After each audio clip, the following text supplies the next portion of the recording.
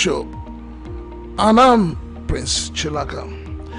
We're going to be spending the next 2 hours looking into the maritime industry, and at the same time we'll be looking at other areas that has to do with the Nigerian economy. As you know, the maritime industry has a lot of potential, and the government is doing everything humanly possible to tap into it, to be able to benefit from it for the better good of all Nigerians. So we'll be looking at it, and we'll be looking at other things that happened, especially last week. As you know, this is our last program before we enter into 2026. So I'd like to wish you all a happy new year in advance on behalf of the management and staff of VOP 90.3 FM, as well as my co-presenter who is not here today, Dili Utomi. We're wishing every one of our listeners and our followers a prosperous new year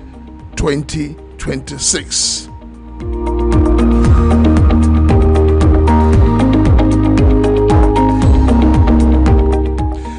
All right, once more, listeners, you're welcome. Today it's going to be an open house. My guest is on the way. I hope he gets here on time.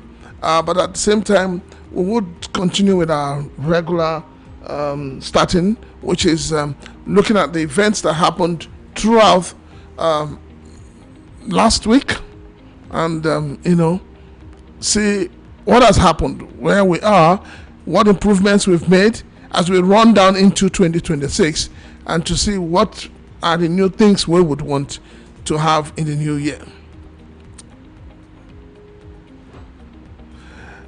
All right, we'll start with the NCC Governing Board holds strategic retreat to boost Nigeria's digital economy. The newly inaugurated Governing Board of the Nigerian Communications Commission, NCC, has held an induction retreat in Uyo, the Akwa Ibom state capital, as part of efforts to boost the growth and development of the country's digital economy. Part of the aim of the retreat, which featured distinguished facilitators and eminent professionals across technology, law, and other sectors of the economy, was to align with the strategic national digital priorities and reaffirm the pivotal role of the Commission in driving Nigeria's digital economy advancement. The facilitators brought diverse expertise to the sessions, chaired by Chief Idris Olurumbe. The retreat also provided a platform for the NCC board to engage with issues crucial to regulatory oversight, governance, and the future trajectory of the telecommunications sector in the country. Mrs. Yetunde Akinloye led a detailed review of the Nigerian Communications Act 2003, ensuring that the new NCC board was grounded in the legal and regulatory framework governing the sector. Legal luminary Paul Usoro San, while speaking at the event, shared insights on effective board governance and oversight within a national telecommunication regulator, in highlighting best practices to enhance accountability and strategic decision making. The retreat concluded with a renewed commitment by the board to uphold transparency, foster innovation, and reinforce the mandate of the Commission to facilitate a thriving, inclusive, and globally competitive digital economy in Nigeria. I mean, well, it's a good thing. We just don't want people who, who just get into the fray of saying, we're regulators, and yet regulators who do not understand the industry they work in. I mean, this is quite interesting. It's something that we should encourage with other regulatory bodies. It's good to hold sessions like this so as to be able to understand the nitty-gritties of the industry, so that when you are regulating and you're telling people about it, you're saying you're coming from the point of knowledge, a point of you know what you're saying, and you're telling people, you know, the way things should be. I mean, for me, it's a welcome development, and I would encourage other parastatals and other MDGs to do the same. You know, hold sessions, discuss, invite speakers, invite facilitators, you know, get acquainted with the new innovations within your industry. I mean, it helps you to grow and helps you to stand out. The Nigeria's maritime triumphs, a year of zero piracy, global influence, and shipyard excellence, says the DG of NIMASA. In a festive end-of-year address, Dr. Dayo Oboriola, Director General of Nigeria's Maritime Administration and Safety Agency, NIMASA, extended warm Christmas greetings to industry stakeholders while reflecting on a landmark year for the nation's maritime sector. Speaking through Deputy Director and Head of Public Relations, Osage Edward, Dr. Oboriola highlighted several pivotal achievements that have bolstered Nigeria's standing both regionally and globally. Chief among the success was the historic accomplishment of zero piracy incidents throughout 2025, a first in recent memory, underscoring NIMASA's aggressive zero-tolerance policy and the effectiveness of the Deep Blue project in securing Nigeria waters. Complementing this security milestone, Nigeria deposited 3 instruments of accession to IMO conventions, a move formalized by the President Bola Tinubu and signaling the country's renewed commitment to international maritime law. The agency also celebrated industrial harmony with uninterrupted operations across ports and shipping lines, a testament to collaborative efforts between labor unions, private operators, and government bodies. The peaceful climate contributed to a notable diplomatic triumph: Nigeria's election to the Category C Council of the International Maritime Organization, securing a voice in the global governance of shipping and maritime safety. Beyond these headlines achievements, NIMASA's recent certification of 27 shipyards nationwide, 10 in Lagos, 8 in Rivers, and 9 in Delta, has positioned the country as a burgeoning hub for quality vessel construction, complete with clear identification numbers that meet IMO standards. The agency's leadership reiterated that these milestones are only the beginning, promising further investments in maritime infrastructure, environmental protection, and digital transformation as Nigeria steers toward a sustainable blue economy. I mean, these are milestones. Let's give it to NIMASA. They've done well. I mean, we know what piracy has cost Nigeria. We know what piracy has cost ship owners and all of that. But NIMASA is telling you that this year was for them a year of, free, year of zero piracy, and it went well. And that they're also happy with the stakeholders, with those who are investing in shipyards and all of that. So we're appealing to Nigerians that the blue economy is where to be. Not let us forget all the talk about oil. Let us diversify our economy so that we can become self-reliant in every other things we do.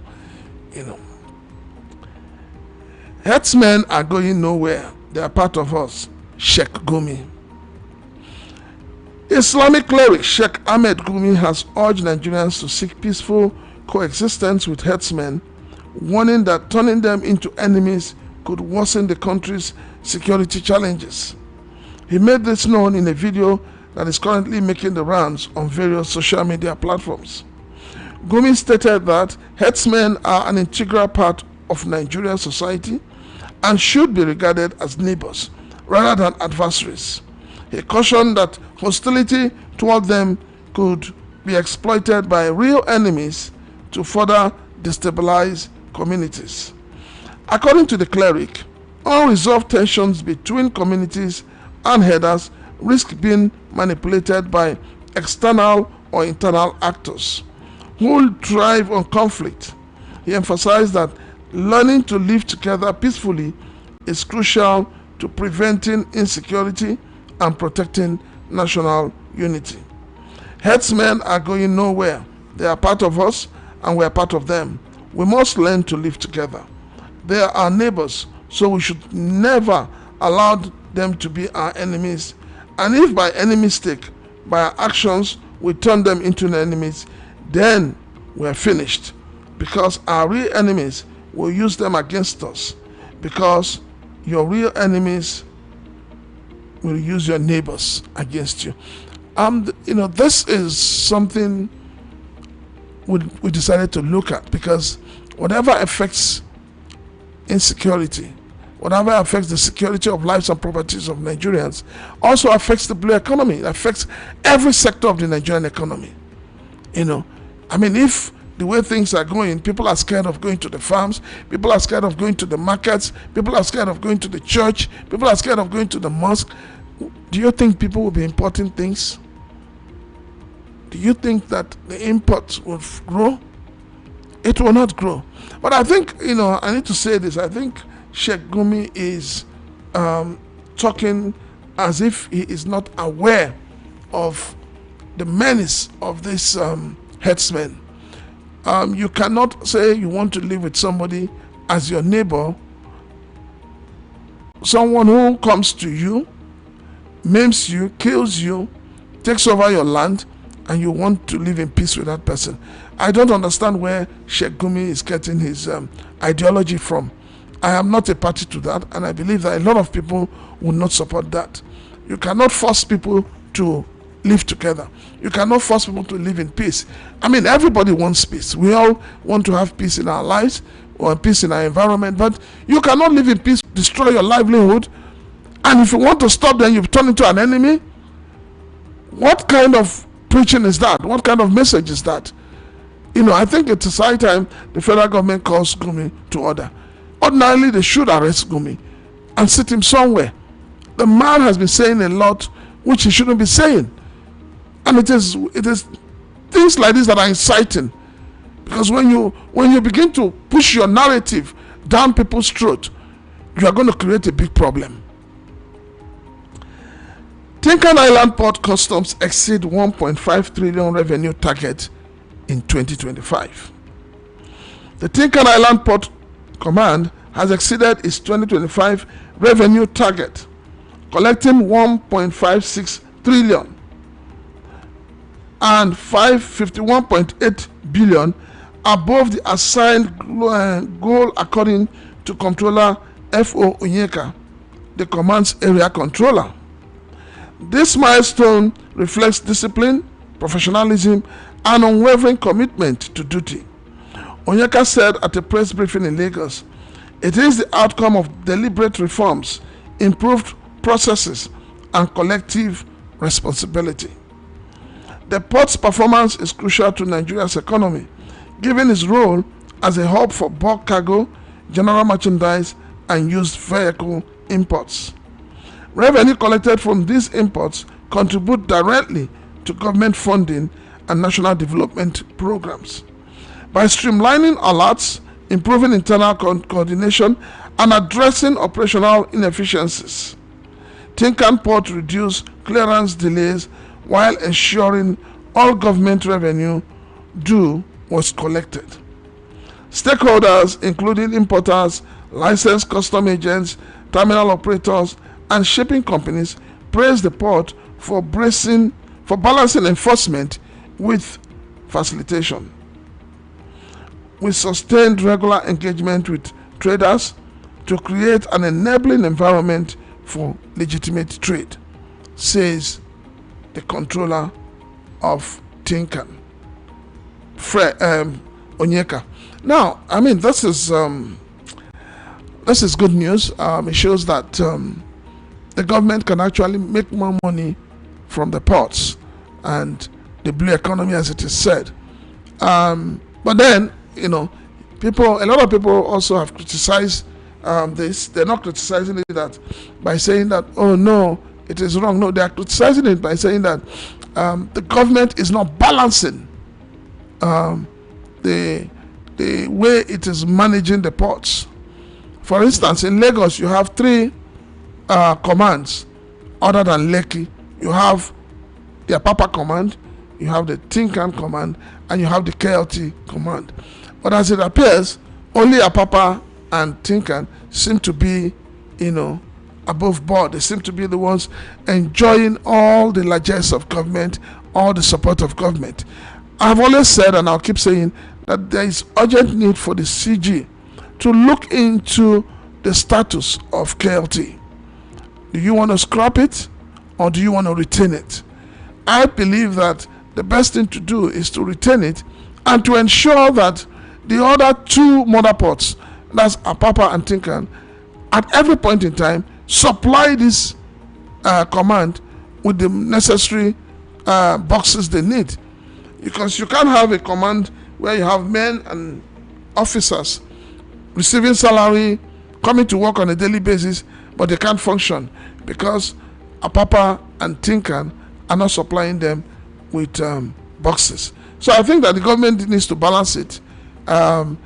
It's something that the CG can handle, and I believe that his management team will look into it. They need to take a decisive step regarding the KLT command, because from all intent and purpose, that command is gradually phasing out. FOU Customs Boss Controller Gambo reads Riot Act to smugglers, unveils reform-driven agenda. The newly appointed controller of the Federal Operations Unit, FOU Zone A, Comptroller Aliyu Gambo, has unveiled a reform-driven leadership agenda anchored on a 3-point framework of change management, compliance management, and reputational management. Gambo said his priority is to institutionalize accountability through a motivated workforce, transparency, and professionalism, while pursuing operational excellence in line with the mission, vision, and leadership philosophy of the Comptroller General of Customs, Bashir Adewale Adeniyi, whose administration emphasizes meritocracy and competence-based human resource management within the Nigerian Customs Service. According to him, change management under his leadership will focus on attitudinal reorientation rather than mere policy declarations, extending to customs officers and trading public and border communities. He stressed that sustainable reforms begins with mindset change and noting that officers must internalize professionalism, discipline, and service values, whilst stakeholders must appreciate that customs operations are guided strictly by national interests and the rule of law. I mean, we've had very respected and hardworking controllers in charge of FOU, especially Zone A. I'm happy that we have another person who has the interest of not just his workforce, but the interest of the stakeholders and the partners at heart.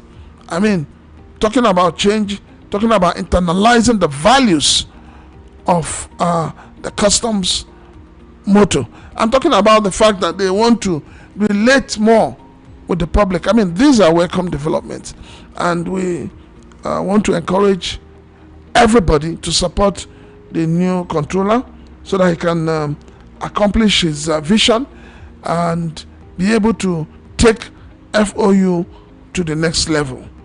I mean, we welcome you, sir, and congratulations to Controller Aliyu Gambo.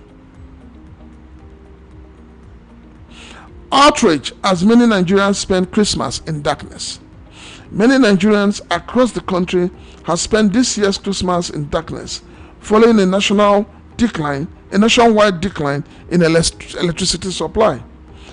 The Nigerian Independent Supply Operator, NISO, which oversees the national grid, had earlier blamed the explosion that occurred at the Escravos Lagos gas pipeline in Delta State, owned by the Nigerian Gas Processing and Transportation Company, a subsidiary of the Nigerian National Petroleum Company Limited, for the drop in power supply nationwide.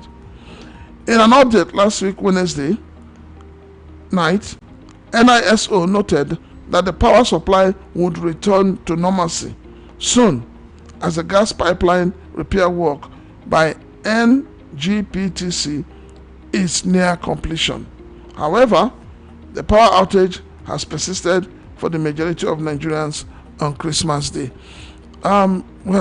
Explosion, yes, nobody needs to be blamed for that, but we believe that those who are meant to fix these pipelines should be up and doing. You don't need to be told of the heat that is out there and how people suffered under darkness to celebrate Christmas. I mean, it's not a very good it's not a very good thing, and we're hoping that it will not drag into the new year, because it's just a few days to New Year. We're hoping that whatever the issues are, they'll be resolved so that Nigerians can at least enjoy enjoy their new year, go into the new year happy and all of that, not grudgingly entering into a new year. Something needs to be done about that. The shipping branch president of Maritime Workers Union of Nigeria, Comrade Olufemi Olayinka Abbas, has frowned at captains of industries at the shipping sector and the terminal operators over what he referred to as casualization of workers in the maritime industry. The astute labor leader said such employers in the industry always outsource workers to contractors who offer peanuts as well as hire them on temporary basis, which according to him is alien to labor regulations. While the shipping sector and the terminal operators have consistently engaged in this cruel, vicious and callous labor practices, which of course negates labor laws and regulations, these captains of industries have continued to justify their wicked acts by increasingly embracing, dehumanizing, and deliberately reducing the presence of union in the maritime industry. Comrade Abbas further said that captains of these companies have devised several strategies to achieve this slave drive ideology in the sector. Hence, the union must act fast to stop the ugly trend, and the time to act against this industrial manipulation over workers in the sector is now. These unethical labor practices have led to steady erosion of permanent employment, as it were, in the sector, saying that the perpetrators believe the ideology is economical and cost-effective by way of dehumanizing the workers, as casualizing the workers is an ideology for them to make so much profit to the detriment of the peasant workers, while also neglecting the decent work policies as enshrined in labor laws locally and globally. I mean, this is an eye-opener. It's good that somebody is pointing it out, that workers are not being treated well and that workers are being casualized. I mean, it is a good one. But then, now that he has said it, what happens? Are we going to end it there, or are they going to take steps to ensure that in the new year that this does not continue? This is where we expect that the Nigerian Labour Congress will come out and fight for the rights of, the workers. But do you get to see them? You don't get to see the Nigerian Labour Congress. It's so sad. It's not only just in the marine and shipping industry, but in most other industries. There are a lot of industries in Nigeria where, owned by foreigners, that are casualizing staffs. They treat the staffs, as if they're not human beings. Like you said, rightly said, it's a slave mentality.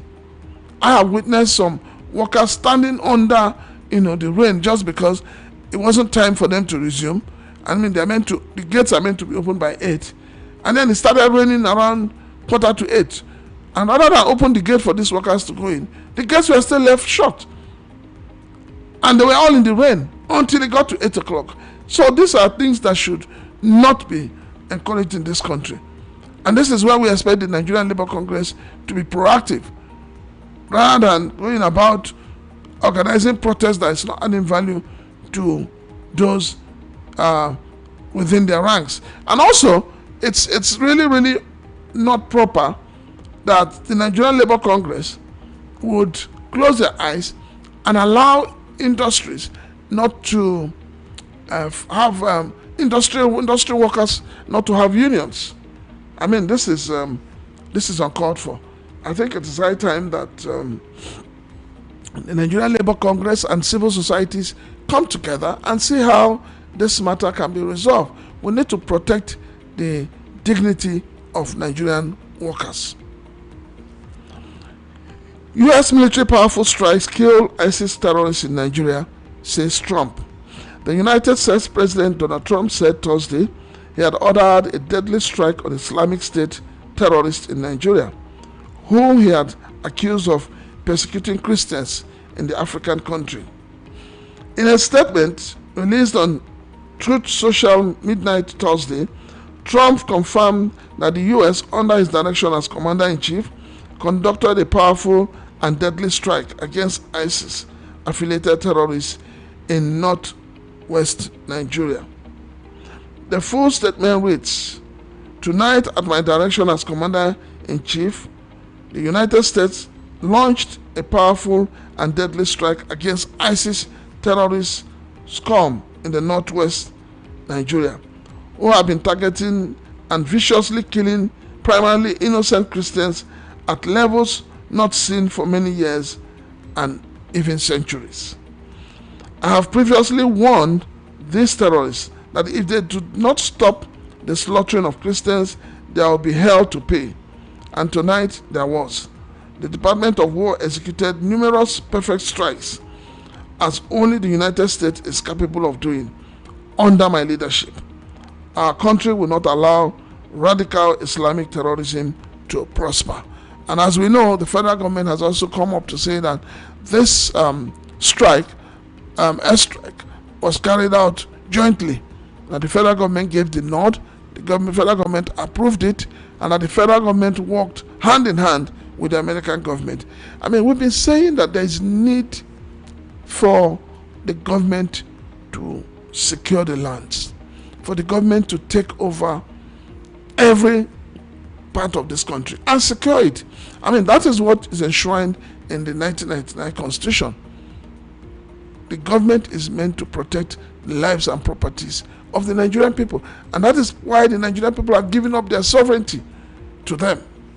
So anything short of it is totally unacceptable.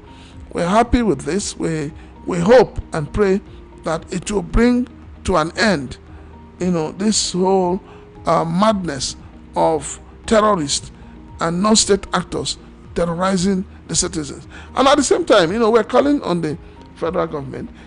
While we're at this, it is time to get people whose ancestral homes have been taken away, those living in IDP camps. It is time for government to begin to think towards, relocating them back to their ancestral homes. It is very, very important.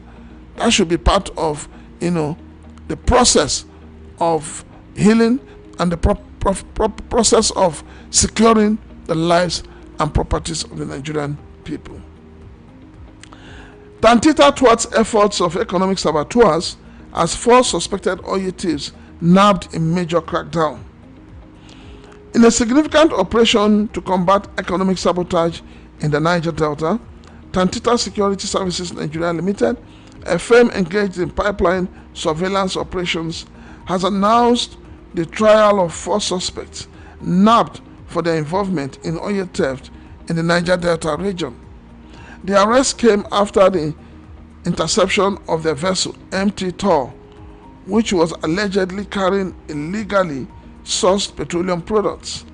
Speaking during the handover of the suspects at Cocoa Port, Captain Waridi Eniso, the Executive Director of Operations at Tantita, disclosed that the vessel was seized with an undisclosed amount of suspected stolen crude oil on board. A report from the Special Prosecution Team (SPT) of the Interagency Task Force on Petroleum Product Theft revealed that the interception occurred on December 15, 2025, near the Cocoa Escravos area. Following the capture of MT Thor, Tantita informed the head of investigation at the SPT about the situation, as the vessel was believed to be loaded with crude oil acquired through illegal means.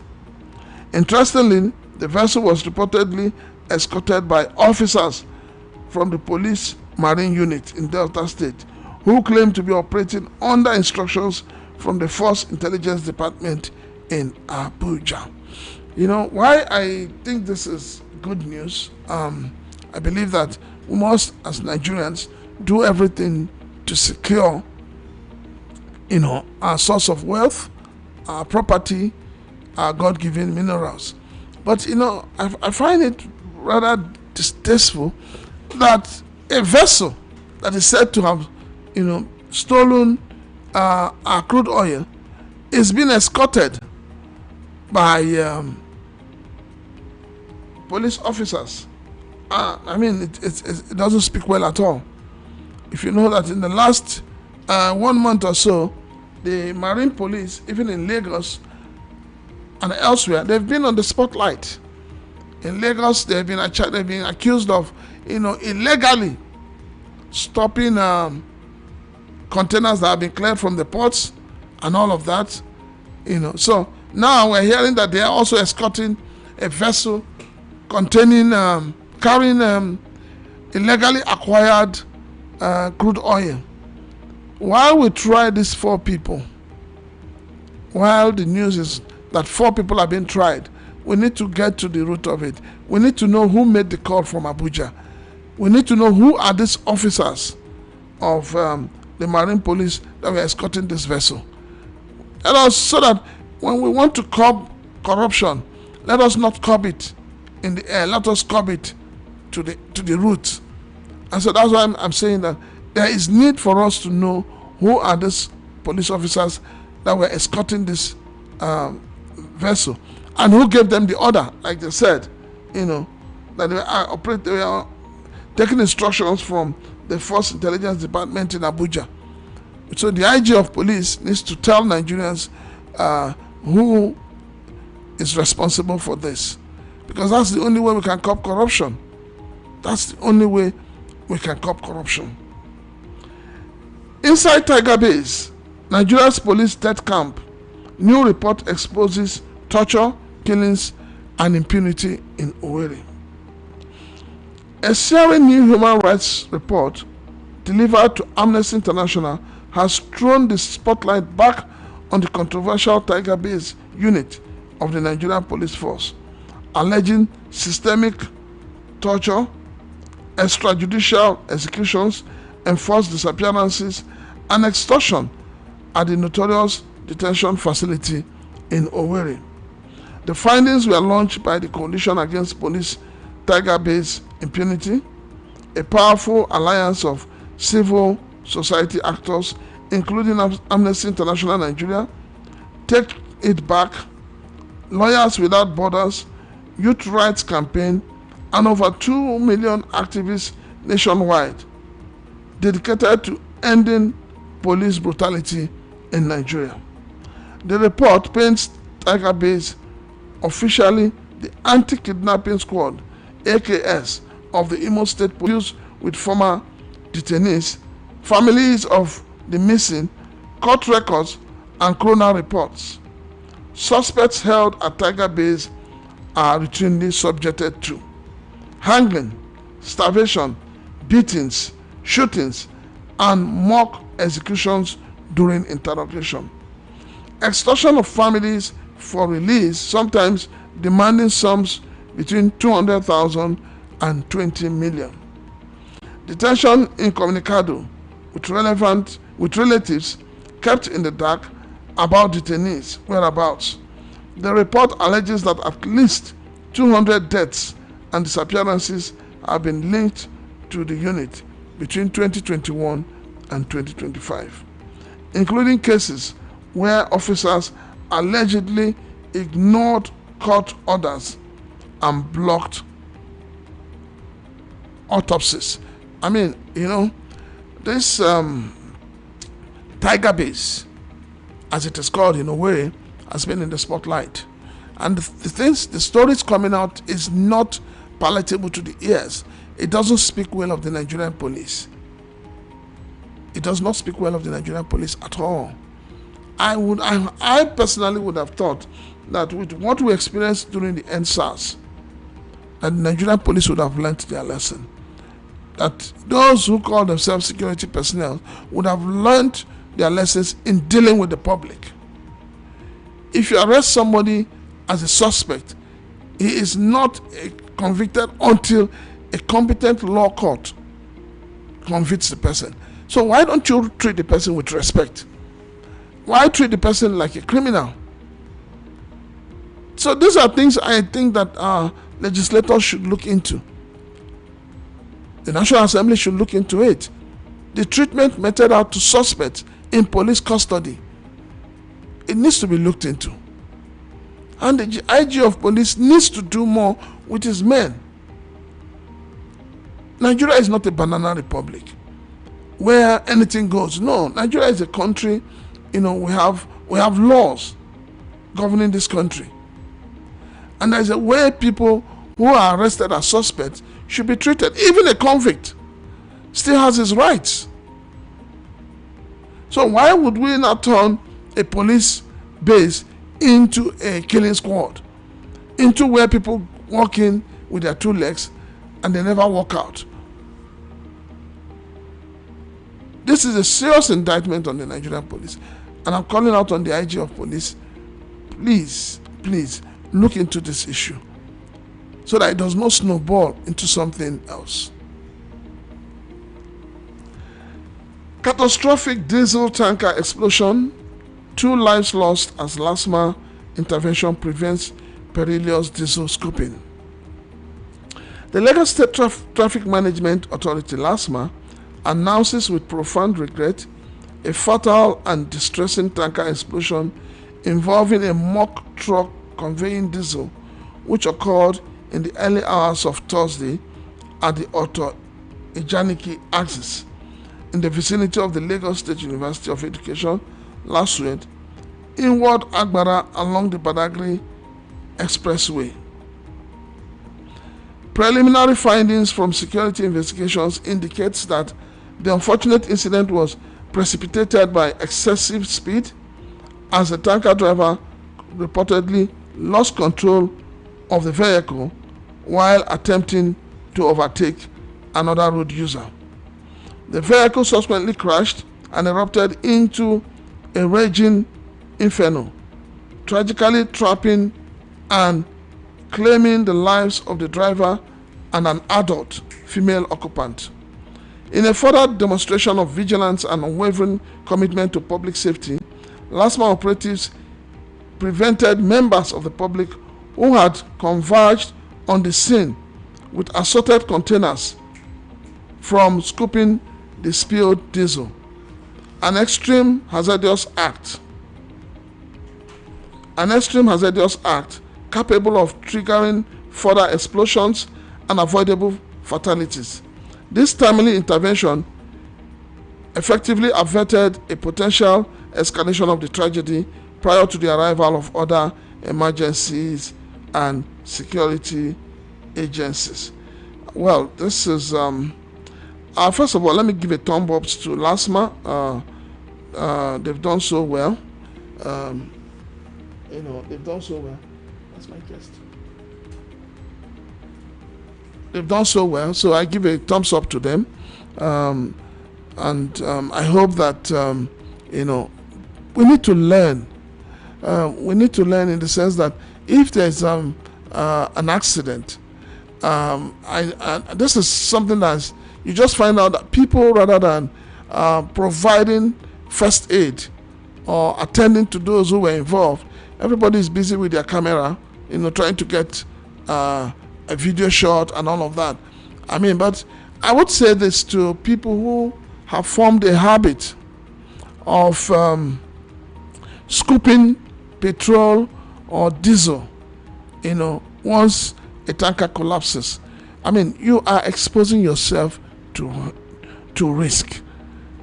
Your life is worth more than that 5 liters, 10 liters of petrol or diesel you want to scoop. Your life is worth more than that. So I find it very, very, I find it very, very sad that each time we have such accidents, you just find out that people will come out with buckets, kegs. They want to scoop. They don't even mind the risk. They don't mind. So people should stop. People need to stop. They need to stop. We need to put value on our lives. We need to ensure safety first. Please, LASMA, kudos. You've done so well. You've done well. Like I've always said, the job of LASMA should be more of prevention, more of proactive react, rather than the fact that initially you people will just go about chasing cars, trying to take over the steering from the driver and all of that. Is it coming? So rather than doing all of that, so LASMA, I give kudos to the new MD of LASMA. The man is doing wonderfully well. The new GM of NASMA is doing wonderfully well. So let us as citizens help all these organizations when they need our help. If you don't scoop, if you don't gather that way, if the explosion becomes small, it doesn't kill more people. Lives will be saved. So we need to be able to do the right thing at the right time. Customs intensify readiness for smooth scanning operations at Apapa Port. The Nigerian Customs Service has finalized plans to launch its advanced FX6000 scanning technology at APM terminals in Apapa Port to enhance service delivery. This initiative follows a significant visit from the Deputy Controller General of Customs for ICT, DCG Oluyomi Adebaki, on December 22nd, 2025. In a statement issued by the Command's Public Relations Officer, Chief Superintendent of Customs, Issa Suleiman, was noted that this visit is crucial as preparations are made for the deployment of the scanners. The machines have recently undergone final test runs and simulations, aiming to enhance the efficiency of cargo clearance and streamline trade processes. During her on-site inspection at the jetty area of APMT, DCG Adebaki emphasized the importance of meticulous planning to ensure a seamless transition to full scanning operations, adhering to global best practices.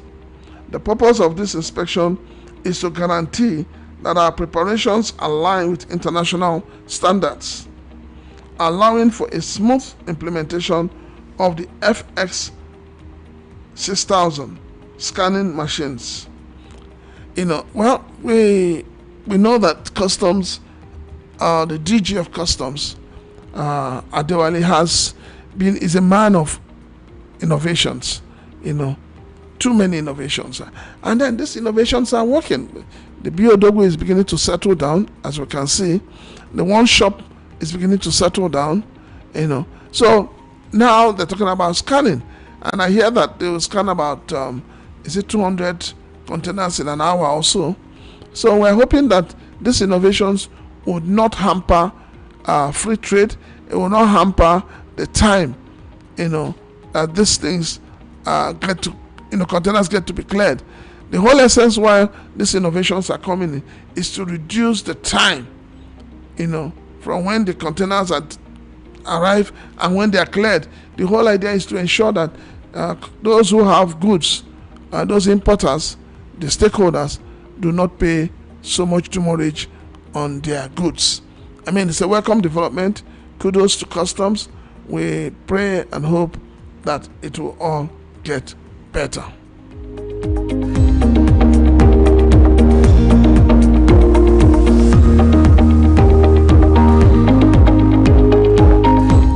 All right, we're still on Maritime and Border Show, and my name is Prince Chilaka, and the dial is VOP 90.3 FM. As you know, this is a holiday season. Unfortunately, my guest is caught up in somewhere and won't be able to make it. So we're going to open the phone lines. Today is going to be a free day. You and I, we're going to be the ones to look at the issues together. Would look at anything that is bothering you, that you want us to talk about, that you feel that we need to look at issues either in the maritime sector, issues bordering on logistics, issues bordering on the ports and all of that. I mean, let us have a nice day, we'll look at it together and then we'll move on from there. Like I said, today is an open mic day. Feel free, and I think I have my first call. Let's see. Hello, good afternoon. Hey, good afternoon, sir. Prince Chilaka. Compliments to you, sir. Your name and where? Yeah, I wish you the same. This is AB Pepe Den calling from Ekpe. Okay, AB Pepe Den. Don't pay us too much, oh. In fact, I'm so happy hearing from you today. Thank you so much. This is how program should be. I heard when you were appreciating last month. This is what we want. Not unlike firing government. See, I'm turning to this program for the first time. No, I don't know that you people used to do programs like that. I'm so happy. Yeah. Thank you very much. See, fine, things are really okay, but there are some little things, just like you appreciated last month now, and then you did some correction. There are some things the government is doing that, unlike the other week, all those things. That's why I just call you. I'm so grateful. I'm happy. Thank you very much. Have a nice day. Thank you so much. All right, thank you. Yeah. Let me say this. Nobody wants to be criticizing government unnecessarily, but when there is need to criticize government, we should do it. When there is need to appreciate government or any of the sectors of the Nigerian government, we should do the same. I mean, it's a two-way thing. Yes, hello, good afternoon. Welcome to the show. Your name and where you're calling from. Hello, this is Emmanuel from Ogun State. Oh, Emmanuel. You're welcome to the show. Go ahead. Good afternoon. Afternoon. The issue I want to talk about is the issue you mentioned about the issue of companies. How the companies people treat our people. Yes. Go ahead. What really happened is that the AFOC has been really caused during the time of Olusegun Obasanjo. See, the great AFOC that has been caused, the two great AFOC that have been caused during the regime of Olusegun Obasanjo, our president, former president Olusegun Obasanjo. It is the issue that Nigeria has been tackling up to the moment. Are you getting me? I'm with you. Go ahead. Yeah. So the first issue is about the implementing of the system of the system of this what are they calling it? The implement of the system of I forgot this system of implementing of contract managers. Casualization of workers. Yes, casualization of workers. I'm really one of those people that experience it. You can see since the time since that period that system has been implemented, the Nigerian system or the Nigerian system of the Nigerian system has been really destabilized. Mean how money can be circulated even to the least masses. So it really caused a great effort. And when you consider another effort that been caused even during the time of that period, Olusegun Obasanjo, you discover that our local government autonomy is being taken, the power is being taken away from them.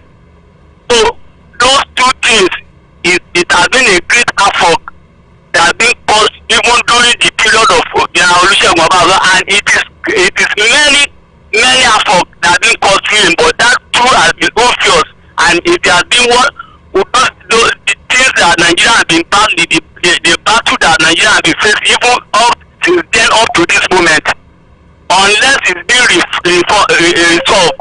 You see, if you go to the public, I've heard you. Let's take another person. Our phone lines are still open. You can reach us on 0700 903 903 903. You can also reach us on 081 717 56338. If you can leave your WhatsApp message, or you can call us on WhatsApp. You can also reach us on 080 3692 993. Hello, good afternoon. Scooping of fuel. Hello, good afternoon, sir. Overall tanker that fall down the road. I think over the years we have seen where people are burnt to death, yet some I don't know how to call them, still go there and they want to scoop fuel, maybe for maybe diesel. I think, I don't know, maybe people have another life. Those days our pastor used to say, if you see 1,000 roads that they write dead ahead and you still follow that road, if you die, nobody will care for you. It's a high time that people start to take precaution on the issue of food security that you mentioned of America in Sokoto. I think Gumi, though it's not from Sokoto, it's from Kano. He was a lieutenant colonel when he left the Nigeria Army. His president, Satano of Sokoto, was a brigadier general when he left the Nigeria Army. And Buddhist people, the Islamic clerics, and they cannot tell the Nigerian government that they don't know anything about La Kurawa, who have their base in Sokoto, and they don't know how to operate. They fail to give the government intelligence and to crack this down. Now, in collaboration with the American government, these people have been done, and some of them are blaming America, or rather the Nigerian government that support. I think they should not promote all these things. It's not good. People just come and kill people, unaccounted for. This is bad. So I give kudos to this government for trying to curb security in the country. Thank you so much. And God bless you. God bless you, sir. Thank you. Yes, hello, good afternoon. Your name and where you're calling from, please. Hello, good afternoon. Good afternoon. Happy New Year in advance. I wish you the same. Your name and where you're calling from. This is from the state. You're welcome, sir. Go ahead. I want to talk about two areas. Okay, sir. Number one, concerning the casual Nigerian workers. Okay. It's from my experience, if I were advise the Nigerian government, look at this area of Victory Zone, the one closer to me in this area, has decided to be sincere with you. The way they are using Nigerian people, it's like they are just using everyone as a card. I don't believe they have a staff in that zone. And people are suffering seriously. They have to do something about it. That is one. Number two, concerning Gumi.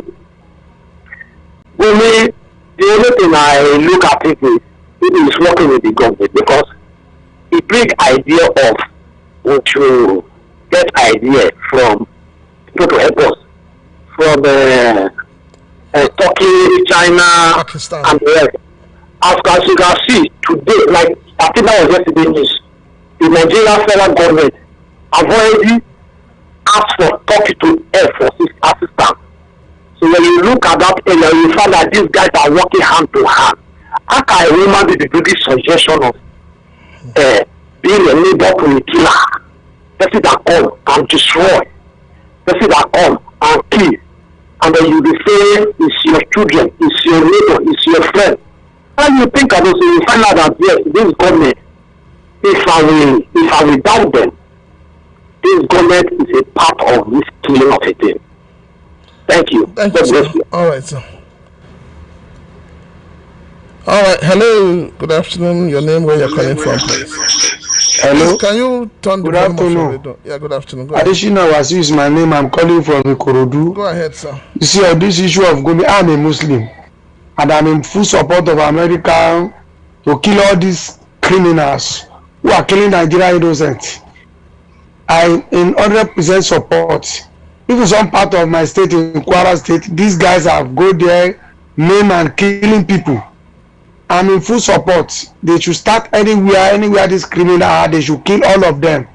They should not have mercy at all. Because if someone can kill an ordinary citizen of Nigeria, innocent Nigeria, how to be talked to. And for Gumi, I don't know. I think there's life in their India. They are fanatics. Almost, you don't need to be fanatic. We're losing you, sir. You cannot even defend God. God Almighty. Hello, good afternoon. Name and where you're calling from, please. Hello, good afternoon, please. Afternoon, sir. Your name and where you're calling from. Yeah, my name is Mike. I'm calling from a area of Lagos. Mike, welcome. Yeah, thank you very much. Honestly, Nigeria is a blessed country. God so richly blessed this country with human and natural resources. And most of our problems are man-made. For instance, this Gumi, the last caller was mentioning, I began to wonder somebody who is being addressed as Islamic cleric, have the spirit of guiding killers, terrorists that are splitting innocent citizens' blood everywhere. And again, like the last caller also said, included like yesterday, because he suggested to government the country they're supposed to invite to assist them in eliminating all these criminals. He mentioned Turkey, and I began to wonder how the presidency yesterday also want to include Turkey. So with all this body language and going, all these things he's doing, talking, is he supposed to be moving freely on the street of Nigeria? I think it's someone that come from the other side of the country. I don't think they'll be looking at this man doing all these things, making it known to everybody in the bed behind all these killers. And yet, when he's moving freely, talking freely, and Bola Tinubu had all this time, pretend as if nothing was happening. I don't blame the president because I must confess you that any day this so-called INEC begin to give Nigerians somebody Nigerian protest, it will never be like this. I'm telling you the truth. Because Nigerians know their problems, they know where their problems are coming from, they know how to educate it. But as long as they continue to impose leaders on us, we will not get it. So that's number one. And as we're going to school patrol, and I belong the place. This is not the very first time we have had news of people dying in the process of schooling fuel from collided tankers. I don't know what is wrong with Nigerians. Do they value money more than their lives? Do they value money more than their lives? You will say so to over and over again, people doing it. So please, you are doing a wonderful work. I've been following your programs. Anytime you're on the line, I learn a lot from what you are speaking. May God Almighty continue to increase their knowledge and wisdom in the mighty name of Jesus Christ. God will continue to keep their life so that you open the eyes of Nigerians to begin to see and know what they have not seen and known. Amen. That's my submission. God bless you. Hello, good afternoon. Your name and where you're calling from. Good afternoon. Afternoon. This my name. I'm calling on the issue of the people that are scooping fuel. Nigeria, we are so greedy. I don't know how our people behave. Tanker lost control and throw away all his content. Can't people know that somebody is being on loose and they are still going there scooping fuel? As far as I don't believe it's a poverty. I think it's a greediness among us. That greediness is to self-center. Only me. For tanker to fall, that person has a lot of money, including the people that drive the tanker. But instead of rescue them, people will went there and be scooping fuel. And on Gumi cannot be picked. The reason is so simple. We are in democracy. If you gather people to like one person gather. Oh, sorry. you're let me tell you, you will not maltreat those people. You will try to pamper them because you know they voted for you, because who voted for you was the one that gave you the power. So Gumi is enjoying because in that part of the north and the south here, we always complain. We don't know that anybody that voted you into power was the one that gave you the power. So they will be pamper you, talk to you, say don't do this if you are even doing wrong. So my advice to people is that whenever there is voting, we should go out and vote. If you sit down, it is those people that voted that their vote will be counted, and those people who organize people to vote for the candidate will be respected. That's what Gumi is using. And for the custom general, I think you have commended him that he's doing well, and also you commend the last man for good job they did by preventing people from scooping the fuel. Nigeria, I am in support of US to kill whoever that is killing innocent Nigeria. Either they are Muslim, they are Christian, whatever religion they believe to and the language they spoke. Kill any one of them that is killing innocent Nigeria. Thank you very much. Good afternoon. Hello, good afternoon. Your name and where you're calling from, please. Yeah, good afternoon. Afternoon. I'm Anthony calling from Texas. You're welcome. Go ahead, please. Yeah, I want to lament about this Tiger Bay issue. Tiger Bay. Okay, go ahead, sir. Okay, yes. I don't know if what they call it, the IG of police. Is he aware of that Tiger Bay? I think that I have been happening there. I don't know how you put it. It's very, very bad. I suspect there are so many human there. I mean, that's what I want just to say. I don't know what they do about it. I don't know what whatever they call it. Thank you. That's why we're talking about it. We hope that the government would listen and do the needful. I think I have a message here. It's Merry Christmas, Prince. This is Mr. Samuel from Munshin. My take is about the Tiger Bays in Owerri. The government should look into it critically and sanction those involved accordingly. And there are so many other Tiger Bays like across the country which is needed to look into, as Nigerians cannot afford another NSAS like protests, especially at this time. Yes, you're very correct. We cannot afford it. Hello, good afternoon. Your name? Yeah, good afternoon, sir. Afternoon, sir. I just said something about Gumi now, so I thought I should call this baby. Okay. Them calling from a Now, please, I want you to educate people. There are people who call negotiators. Are you getting me?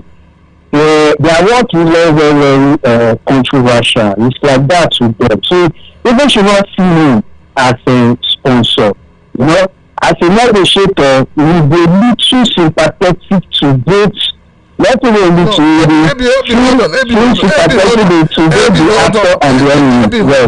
Hold on. Yes, sir. Now you're bringing a topic that I'm sure a lot of people will not like. When you call him a negotiator, has the federal government of Nigeria come out officially to tell you that Gumi is a negotiator?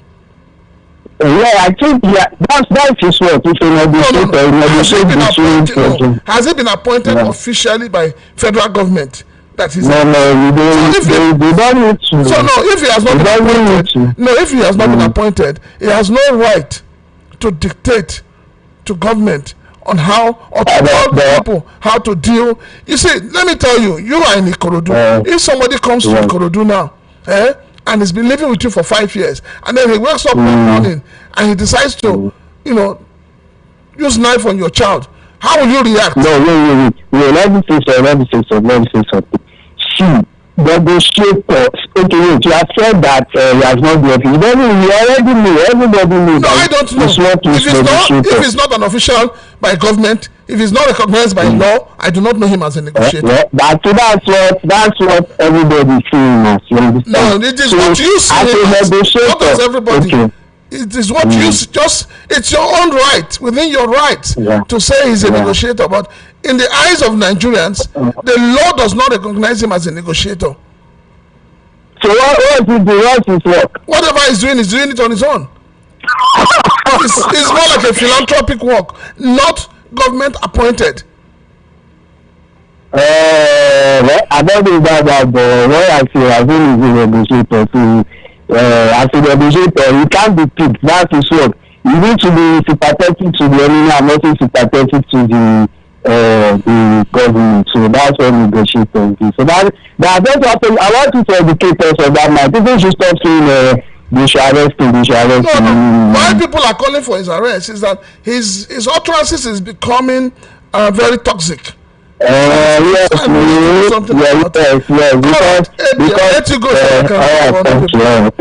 All right, so I think this narrative of calling him a negotiator is not acceptable. Hello, good afternoon. Your name and where you're calling from, please. Chilaka, sorry, my name is Robert. Let me correct that man.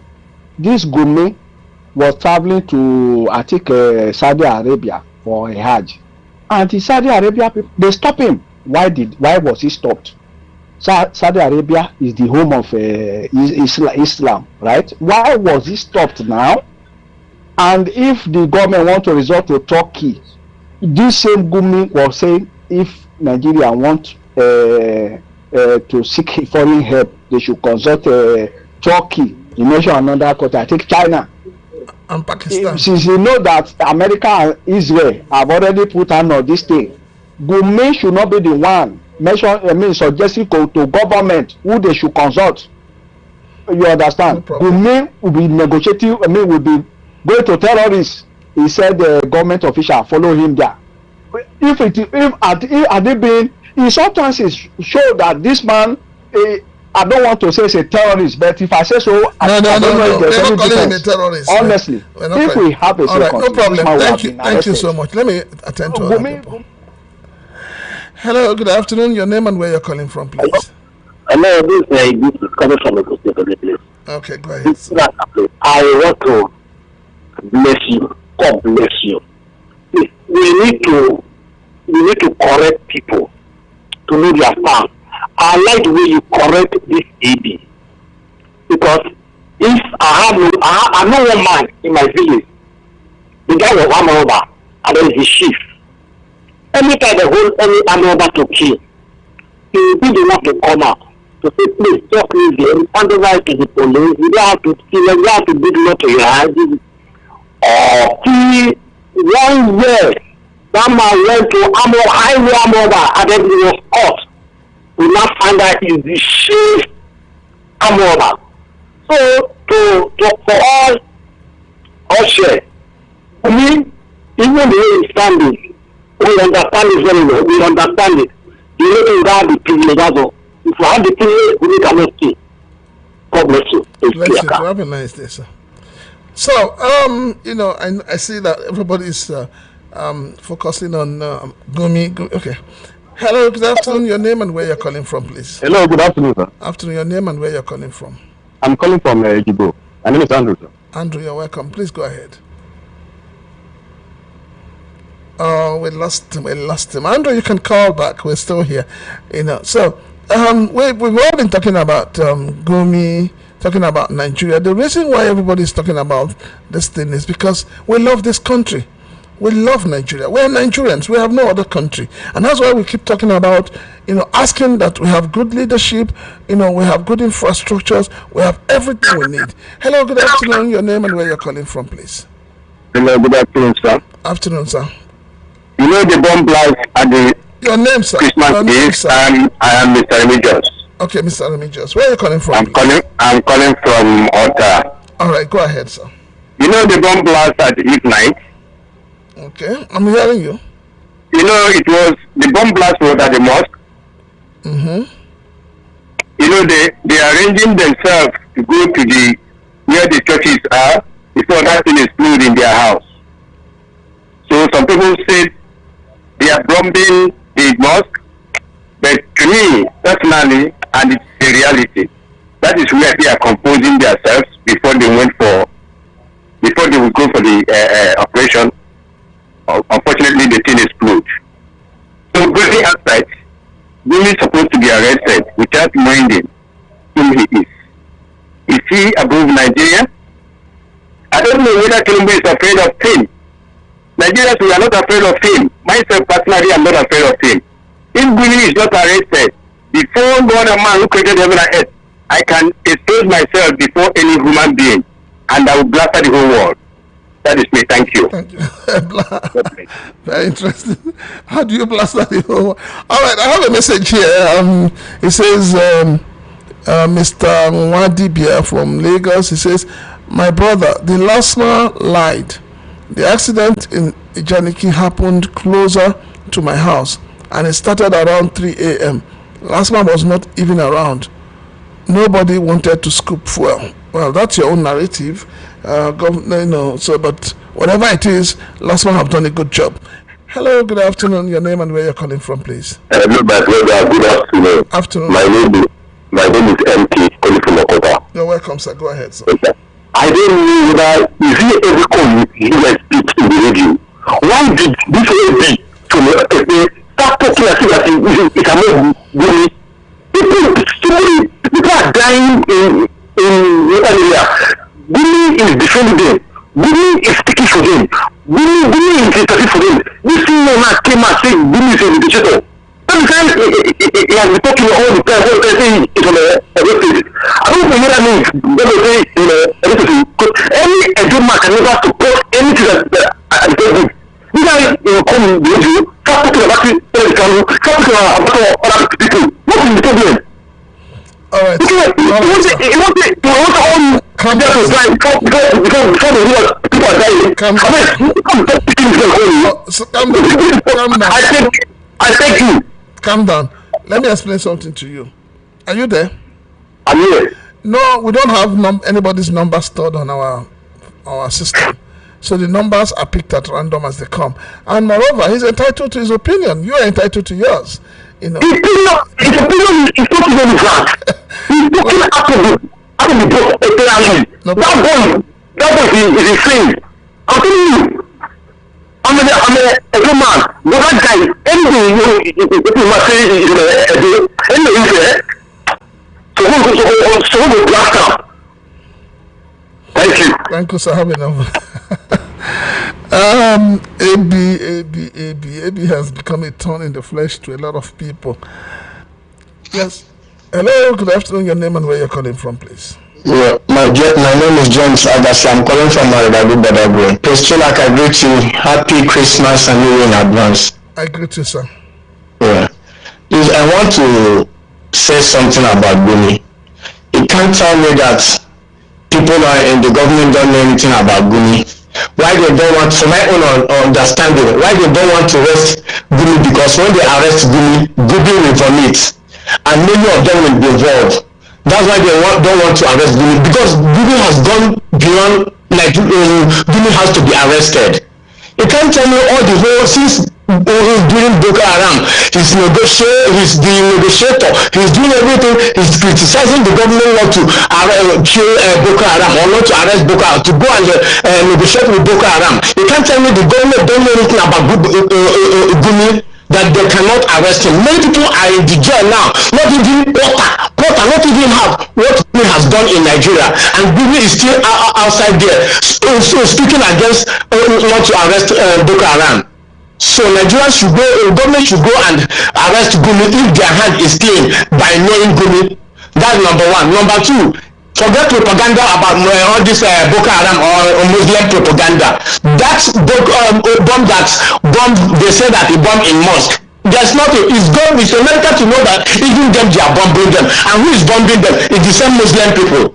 So they should not come and deceive Nigerians that after they are killing Nigerian or Christians, also they are also killing Muslims, or they are bombing mosque. That one is complete lie. It's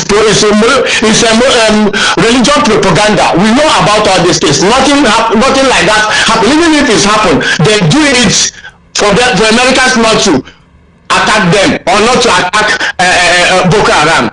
Thank you, and God bless you all. Thank you.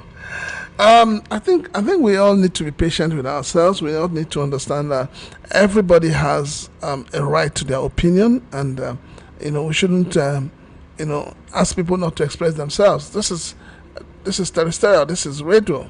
We don't have anybody's number stored, so we don't see your name appearing when you call. Hello, good afternoon. Hello? Oh, we lost that call. So while we're at that, like I would say, and there's another caller coming. Hello, good afternoon. Your name and where you're calling from, please. Good afternoon. My name is Godwin. Okay, Godwin, go ahead. Calling from Mikosi. You're welcome. Go ahead. You see, our problem in this Nigeria, I think number one, INEC. Then talking of Gumi, everybody knows that he is architect of this Boko Haram. And if they arrest him, I believe he will vomit through. And it will involve many people. This is why they are looking at him, keeping him aside. Because as an assistant with our president, if we should pray, if anything happens to president and that man should take over, what they are doing at that month, that particular Boko Haram, it will then emerge everywhere in Nigeria. Thank you. All right, thank you, sir. Well, when we... Hello, good afternoon. Eamon, where are you calling from, please? Good afternoon. Afternoon. Chilaka and all the listeners of VOP. You're welcome, sir. Compliments. Compliments to everyone. This is Chinemere from Agbara calling. All right, Chinemere, go ahead. Yes, my worries. Please, can you move on your radio, please? My radio is not on. Off it. Okay. Okay. My worries in this country is that this Gumi have been doing a lot of things. You can imagine Gumi opening his mouth to say it is better to kidnap little children than to kill soldiers. And see, the federal government are still looking at him. Gumi has done a lot of evil in this country that nobody has ever done. And they are looking for Boko Haram and terrorists. And Gumi is the one walking up and down. Physical terrorists walking up and down. And they are still looking at him. Let us continue to look at him. And let Gumi continue to organize killers to continue to kill the northern people and other parts of the country. Let us continue to watch him. We will see where they will end with it. Thank you. All right. I have a message here. Very interesting. Calls are coming in.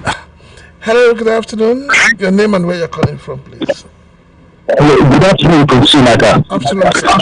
Yeah, my name is Chilaka.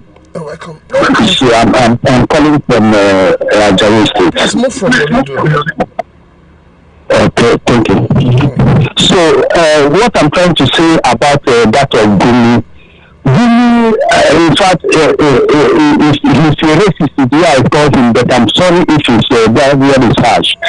If Gumi concerning all these terrorists here and there, especially IPOB, the water of living IPOB, doing this, going free, this, but forgetting that IPOB is not a terrorist, if not Nigerian hatred on the Easterners. And secondly, Gumi as a person, now stand a chance to walk around saying all side of things concerning this nation because of these terrorists that are killing people here and there, innocent souls. And secondly, the casualization of workers. Even oil companies, people are suffering.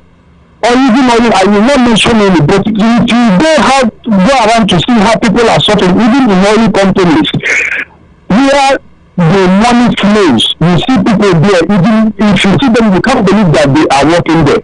So it is, in this country, I don't know how it is, but may God help us. God bless you for your program.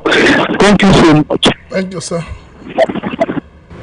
All right. This one says, compliments of the season to you in the studio. Let me use this opportunity to thank President for distinguish himself as one of the most educated president Nigeria ever have, for bringing good police to reform Nigeria economy.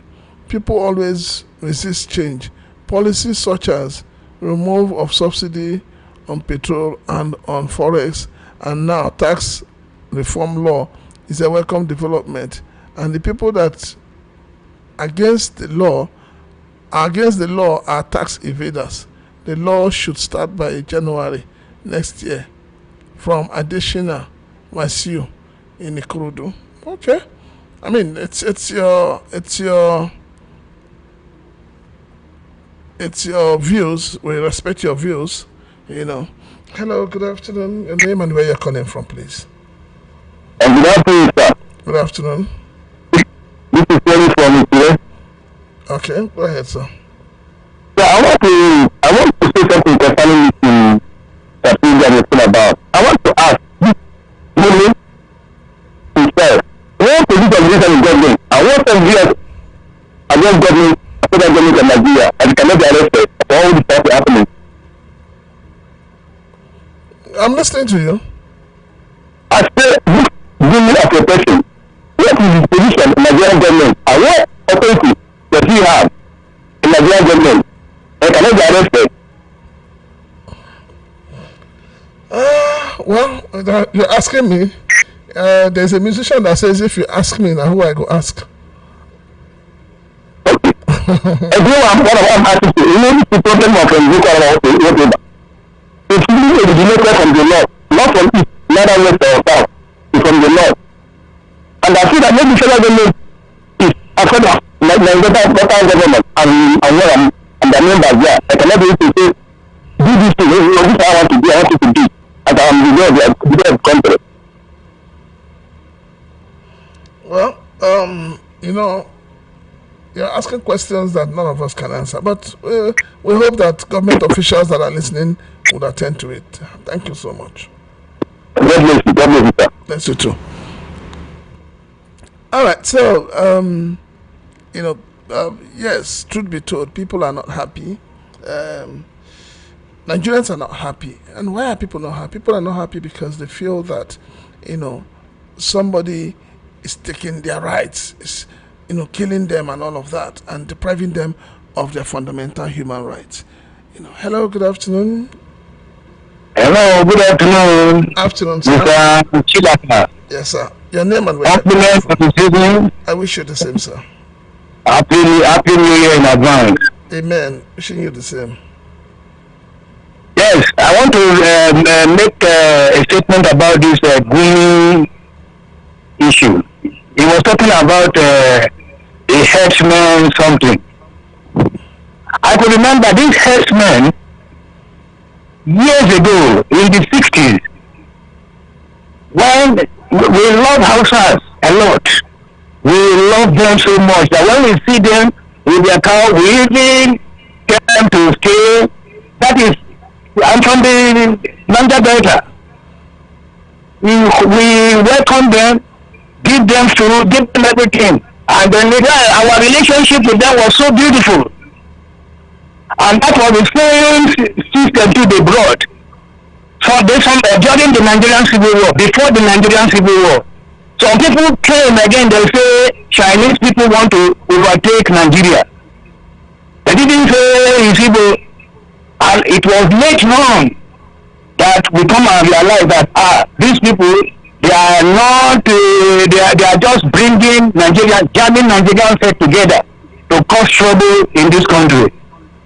I regret I was crying. I said, oh, all my Igbo brothers, all of them, they killed many of them. During that Nigerian civil war. You see? So when I come and realize this kind of wickedness, I say, oh, truly, the demons have been released to come and cause the problem in Nigeria. Okay, you talk about when the Gumi start to talk about some people that the people that are killing people, they are his children, they are his this, and they left Gumi walking about an innocent. What is our brother Kanu? They lock this man in a particular place. Can you imagine that? Please, if they should make a total decision. If that's a good, they need to exterminate that man. They need to put high bomb on his body and throw him into anywhere and let the bomb explode and blow him with his Google around. It's enough. All right, sir. Have a nice day, sir. Very painful thing that is going on. We understand. And they carried coming to Sokoto. To do what? Please, let us tell Tinubu, our brother, to release Kanu. Let him release Kanu for God's sake. That boy is fighting for a just cause. When they see that they deprive them from their rights, what are you saying? It's not only Igbo, even in the South too. Eh? So please, I beg, in this new year 2026, we want the glory of God, the blessing of God, the power of God to rest upon this country. And I pray also that the fire of God will descend upon these demons from the spiritual realm to the physical realm. They will all be burned to ashes. And those people who are supporting evil that are in power, God will expose all of them. And if they try to repent, the thunder of God will bombard them. In Jesus' name. Thank you very much, sir. Have a nice day, sir. All right, this another message says, I keep having, today, like I said, is open mic. Hello, good afternoon. Your name and where you coming from? Good afternoon. Can I take advantage of the open mic to say something? No. You have taken twice. All right. So somebody here says, good afternoon in the studio. Why do people think removal of subsidy is a good thing? Instead of tackling the corruption around it, in a civilized country, they subsidize ordinary cigarette so far it's made in the country. This is Olamide. Hello, good afternoon. Your name and where you're Good afternoon. Good afternoon. This is Etienne from Ikotu. Okay, go ahead, sir. Yeah. It is my brother, Chilaka. There is no way that injustice will give birth to justice. Evil can never give birth to righteousness. So long as Matawale, Minister for State, Defense, and the Vice President, and Gumi and his team are free in the government, nothing good will ever come from here.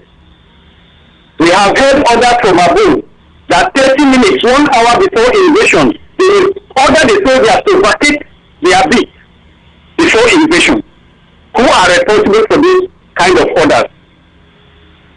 It is the high officials, government officials in government, in the military, or in the police that are giving those instructions.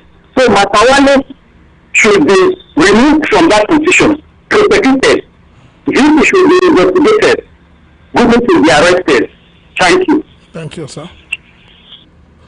All right, so everybody's asking, the removal of oil subsidy, has it paid off or not?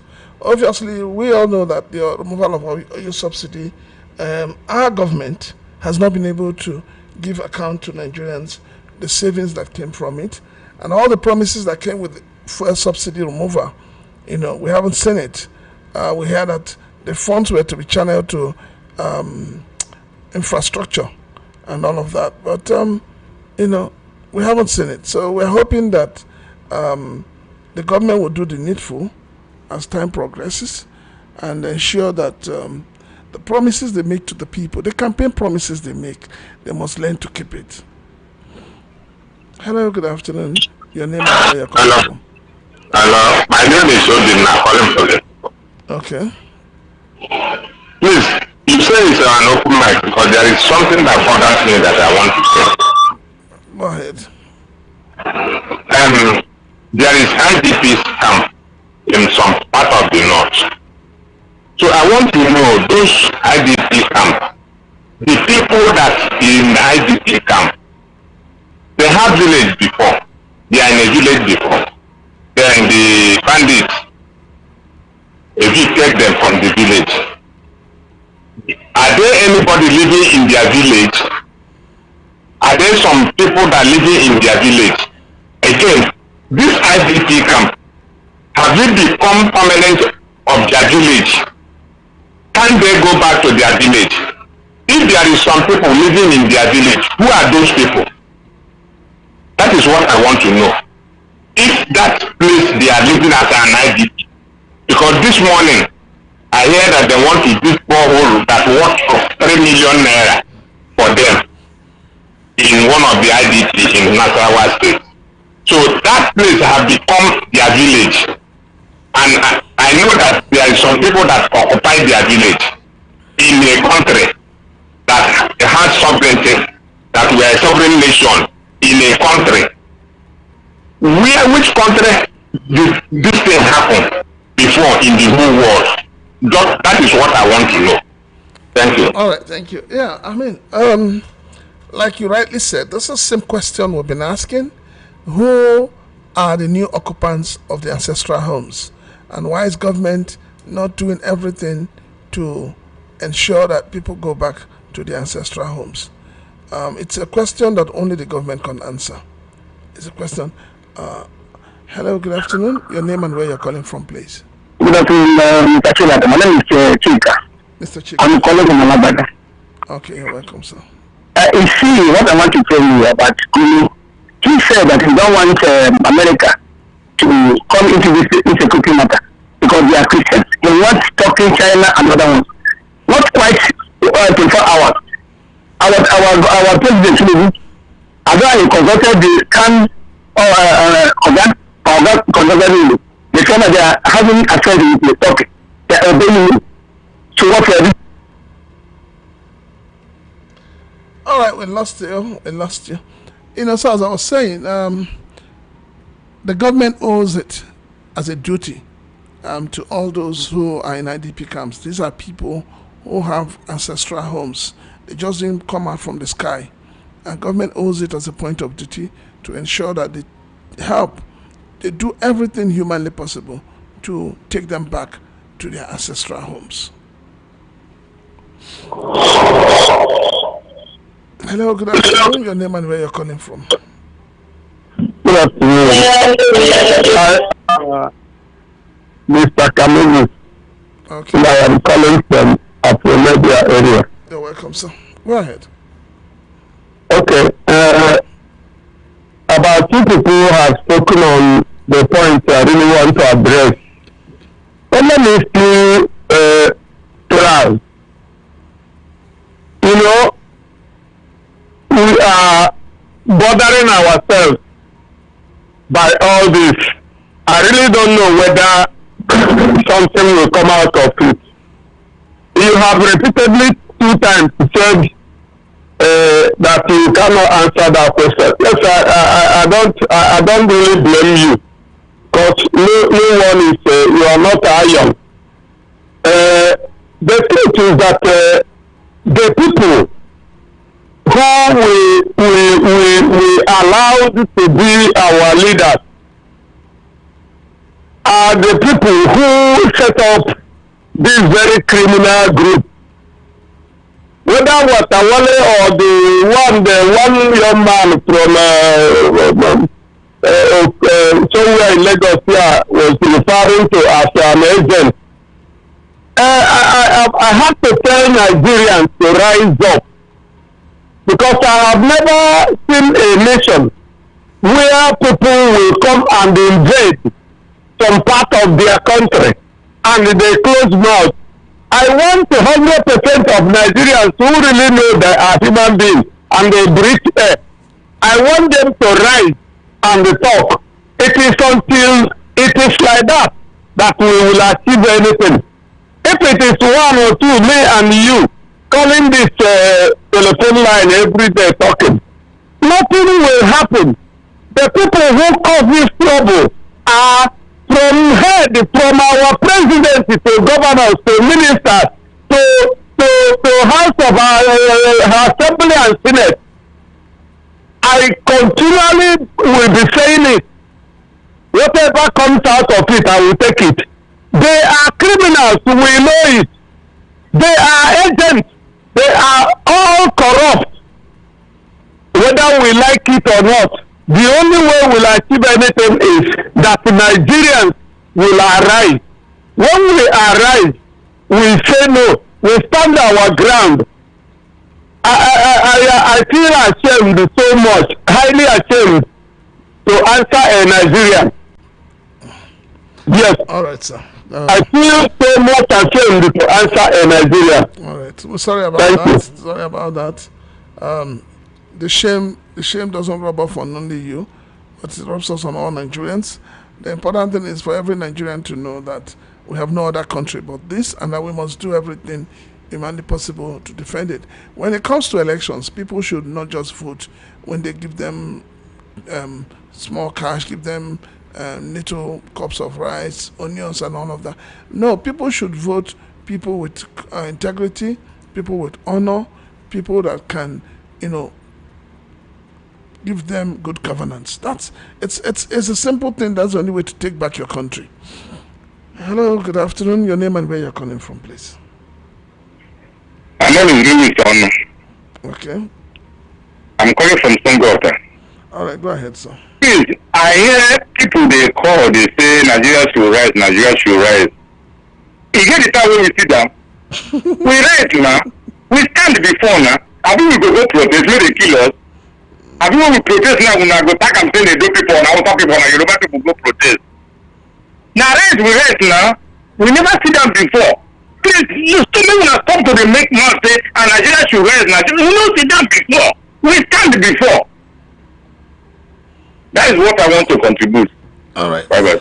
I think when people say Nigerians should rise, Nigerians need voters' education. Nigerians need to understand what leadership is, who a leader is. Nigerians need to understand why they should vote certain people and certain persons as their leaders. Nigerians should not just be voting somebody because temporarily they're giving you money, they're giving you rice, they're giving you tomatoes. It doesn't solve the problem. Whatever they give to you, it's not commensurate to what you get over a 4-year period. So Nigerians should know the right thing to do. And that's what we're asking Nigerians. Go out there, get your voter's card, and be ready for the next election. Hello, good afternoon. Please move from your radio. All right. Okay. Yeah, good afternoon, sir. Afternoon, sir. Yeah, this is Kinsley calling from Abu. Go ahead, sir. All right. I want to talk about this man called you see, that man must be among that 400 men that they released that are sponsoring terrorists in this country. And this man now should be one of them because he's now saying something that is fishy, something that is suspicious that everybody is now pointing finger on him. I think he's one of them. I urge the federal government to get that man arrested.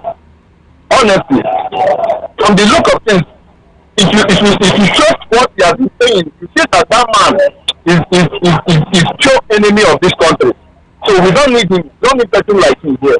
I know that God will his mercy expose all of them so that we will trash all of them out. Thank you. All right, thank you. I keep saying this and I'll keep repeating it to Nigerians. When we say rise, when we say take back your country, we're asking you to get your voter's card. We're asking you to critique those who you want to elect as your leaders. We're asking you to not to follow the bandwagon and just vote anybody. We're asking you to ask questions, interrogate those who want to be leaders, and we're asking you to vote the right people in. It is not when you support and vote in the wrong persons, you will not come after and begin to complain. That's medicine after death. So let us all be careful when it comes to voting. Let us be careful. Hello, good afternoon. Your name and where you're calling from, please. Yeah, I called back. Anthony. Okay. Hello? Yes. You can hear you. Go ahead. So, I'm contributing just like what you just said now. People should rise, do the right person and all otherwise, The first back the last 2 years, 2023, you get it. The presidential election that was conducted, all of us were here in Lagos. You know how it went. You get it. After everything was done, after the vote, people came out with masses. They voted the right person. The what happened later. Yeah? I think it's really sincere for once, People didn't won the election and they turned it upside down. Everybody knew that. That's what I want to say. Me myself, I'm not voting anymore. I don't have voter card at all and I will not vote. Thank you. Well, sir, hold on. Are you there? Yes, I'm here. If you don't vote, you keep having bad leaders. No matter what happens, it's your duty. It's your civic duty. It's a duty you owe not. Yeah. I'm coming, sir. It's a duty you owe not only to yourself, but to your children and children unborn for you to vote. No matter what happens, we will get it right one day. So please go out there, get your voter's card, and continue to vote. Please. You say so. Thank you, sir. So yes, we know a lot of people feel disenfranchised, a lot of people feel hurt about the outcome of the 2023 elections, but the elections have gone. We've put that behind us. We're now looking forward to 2027 elections. So I'm appealing to Nigerians. You need to vote. You need to get your voter's card. That is the only thing that gives you the right to be able to question those who are in power. Hello, good afternoon. Your name and where you're calling from, please. Hello. Hello. I'm in the So we can't take away, we can't throw away the child with the bathwater, but we must keep trying. We must keep trying to ensure that we have that country that we all look forward to. We must keep doing our best as citizens. We must, and what that civic right that we must vote, let us not throw it away. Hello, good afternoon. Hello, good afternoon. Your name and where you're calling from, please. Good afternoon. Yes, good afternoon. Your name and where you're calling from. My name is Onyebuchi. Please go ahead, sir. Sometimes when I hear people talking, anyhow, though is their own view. Like, I want to give an example of my son. I'm talking about in respect of Gumi and the leadership in this country. I took my son to school. First year he failed. Second year he failed. The third year he failed. What do? I have to mobilize people. We went to the school. What do?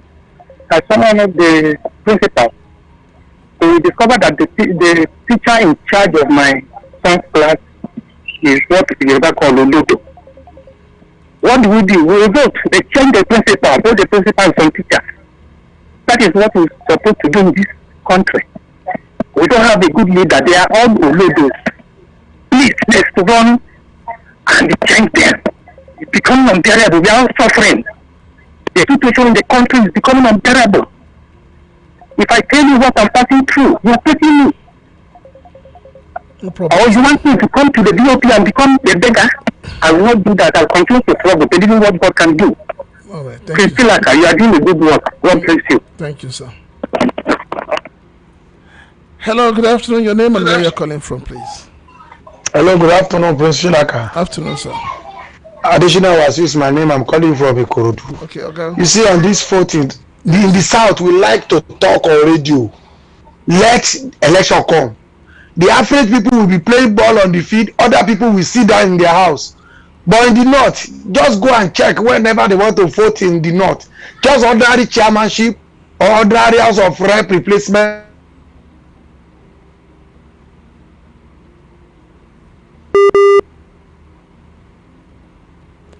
All right, we have lost you there. Yes, I totally agree with you that when it comes to voting, on the day of vote, we see a lot of young people playing football and not exercising their civic rights. I totally agree with you on that. Hello, good afternoon. Your name and where you're calling from, please. Hello, good afternoon. Afternoon, sir. Your name and where you're calling from. My name is Godwin. I'm calling from Ejabede. All right, go ahead, sir. Please, I want to say something because this thing we are talking about has become a laughing matter or a laughing stock. You are talking, I have somebody from people making comments on voting. Is that the vote you will vote if they will rig the election? Is that the vote you will go to vote? People will hijack the ballot paper. Is that when you go to the voting center, you will see thoughts for few people. If you don't take time, you will be jailed. Is that the type of election we are going to have on 2027? Because I want to ask, because I've been hearing that we go and vote, don't collect. We are not talking about money or rights or whatever. Is that the way we go to vote, people will chase you away? If such a thing happens, will you like to go back again? About this guru you are talking about. That man, is that a ghost? Just this one will tell you people in Nigeria a lesson about what is happening in Nigeria. That somebody has been making some bad comments against fellow Nigerians. Look at a man that will come and say it's better for you to put some children in a bush. People like 10 years, 7 years, 8 years is better than killing soldiers.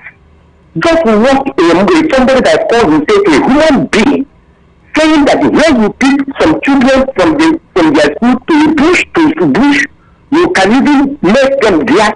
That is better. In short, I don't know what to say about this. We call it bully or what. But look at what happened to Nnamdi. What did they kind of before they took him to Sokoto and jailed him life imprisonment? Does it mean that if they don't want to locate this man, where is this? It's not telling us the people that will come and help Nigeria. The mention of Turkey or whether Turkey, China, Palestine. Is it the one to dictate where we need to help? Because he knows that America hates him and is not only the country that loves him. It cannot happen. God will be with us in Jesus' name. Thank you. Yes. You said, is it the vote that will not be counted and all of that, but that shouldn't stop you from exercising your civic responsibility. You can't change, you can't get those you want as your leaders if you don't go out and vote. And it's time we all have that at the back of our minds. Hello, good afternoon. Your name and where you're calling from. Hello, good afternoon. Afternoon, sir. I don't like what you are saying. I don't like that thing that you are saying. That Nigeria, they play football when the election comes. Have you forgotten that we did not vote for Tinubu? My name is Sami. I'm Chief Sami from Okota. Have you forgotten that we did not vote for Tinubu? Tinubu used his own money. Tinubu used his own money to buy this position that we are seeing today. Were you there when he bought it? Are you not aware in this country? I'm not talking as if I'm outside of this country. I'm talking as a Nigerian. And I told Nigeria, I know what is going on. So when people are coming to say that Nigeria play football, we are not stupid. Nigerians are not stupid.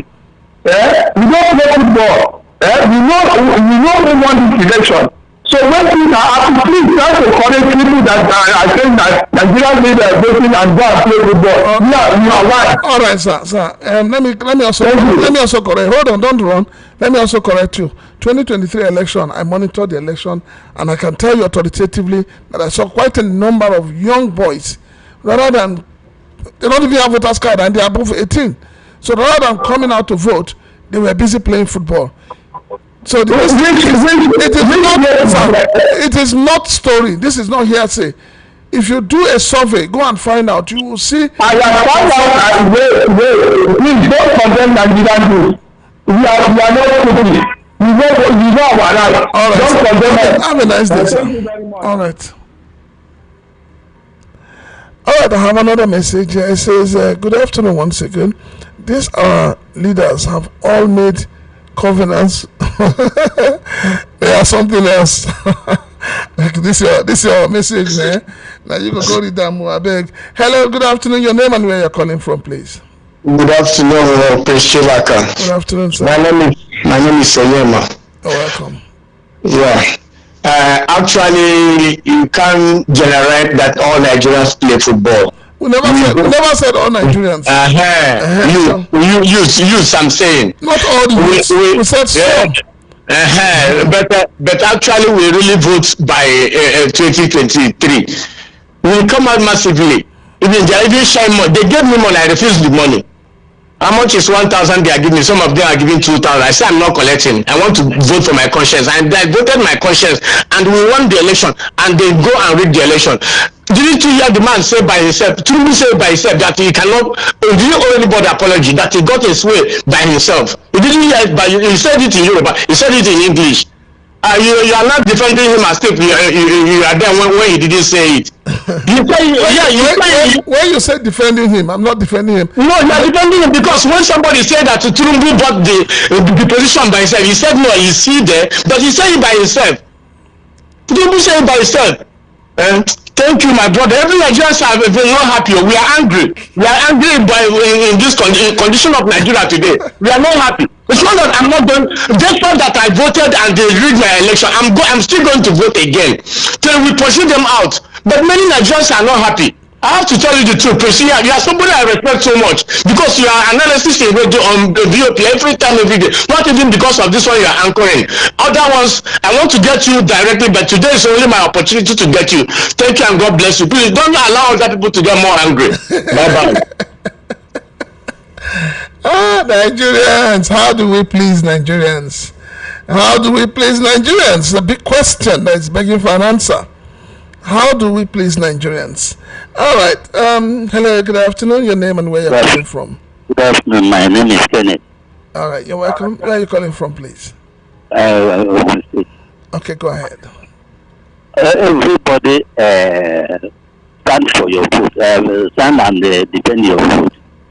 Do we always ask about military, the military, police, and co?